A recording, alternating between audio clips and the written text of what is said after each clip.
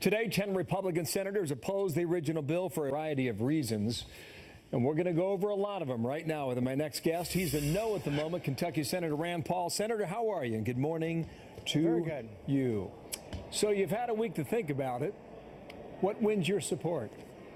Well, you know, I promised to vote to repeal Obamacare, so when the bill looks more like repeal, I could be a yes.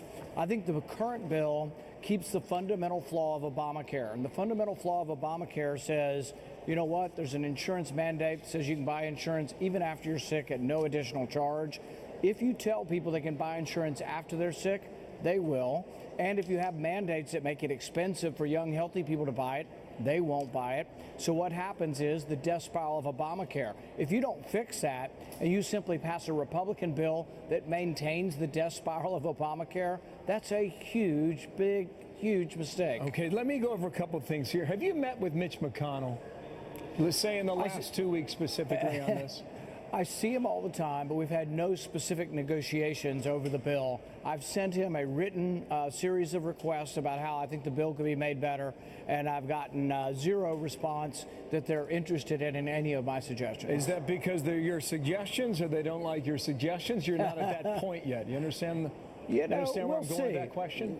We'll see. I think we're at impasse, and I think eventually they will come and talk to me if they want my vote. Okay. At this point, they're going in the opposite direction, and the way Washington typically works is they get your vote by offering you more money for a pet cause. But I'm a fiscal conservative, so throwing more money at the bill actually makes me less likely to vote for it. Well, is opioid funding, is that a pet cause? $45 billion that may bring 3 no's to a yes?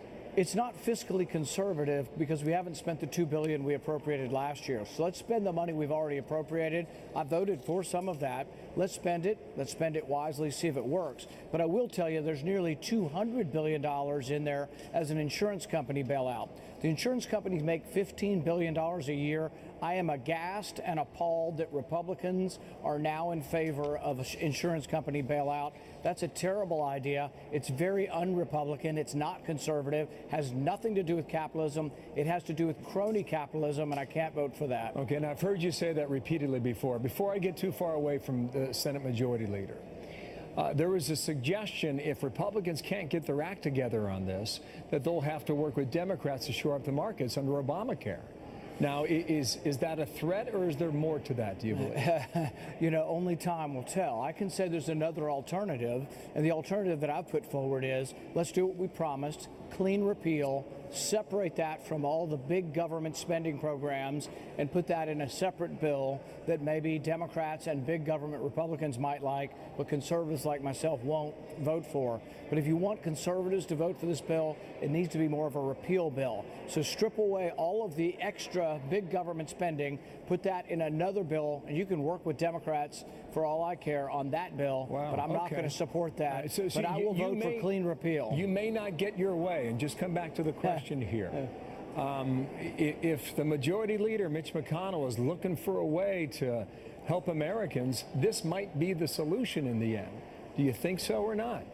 I think separating the bills will ultimately be a solution. The other solution is he gives up and he goes and works with Democrats. I think giving up on something we promised for 6 or 7 years and punting and saying, hey, I give up, I'm going to work with Democrats, I think that's the wrong strategy. And I think Republicans will be very unhappy across the land if the Republican leadership gives up and goes and works with the Democrats. I think what they need to do is give up on saying they're going to fix everything, and they need to say, let's do what we promised, which was repeal Obamacare. Okay, 2 more points here. Ted Cruz has got an idea, along with Mike Lee out of Utah, sort of separating the law from requiring insurance companies to carry all of the mandates under Obamacare. This is sort of how we explained it late last night with Sean.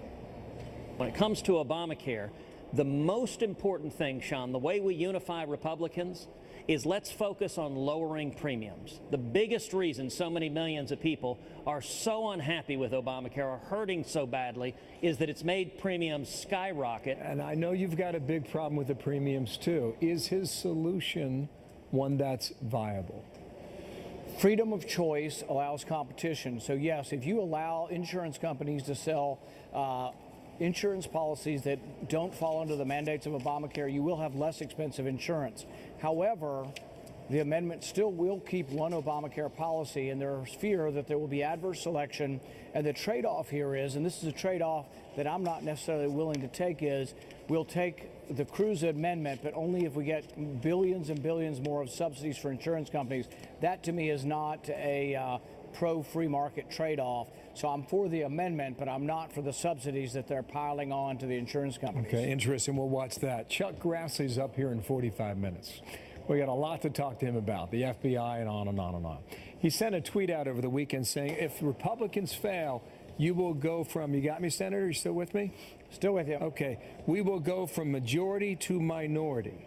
That's what he's warning. Do you agree with him? I think there are two viewpoints here. One is that if we don't pass something, that the electorate will get angry and unelect Republicans. The other possibility, and this is what I adhere to, is that if you pass something that doesn't work, that leaves in place the Obamacare death spiral, but now it's called Republican Care or Ryan Care, I think that's a bigger disaster than doing nothing. So I don't agree that doing nothing is the worst case scenario. I think passing a bad bill that leaves in place the Obamacare mandates and the death spiral of Obamacare, that's the worst of all possible scenarios. Should you blow off the August recess? Where are you on that? I think we should get our work done, and I'm for getting our work done, as soon as possible in the next 3 weeks. I really think August 1st should be the deadline. Let's get it all done before August 1st. But if it goes into August, are you cool with that or not? Will you stay in Washington to get it done? I will do whatever it takes to do the work we need to do, but I think the work we need to do ought to be done, last week, much less waiting another month. We'll see. Senator, thank you for your time. Rand Paul, more to talk about real soon. Thanks.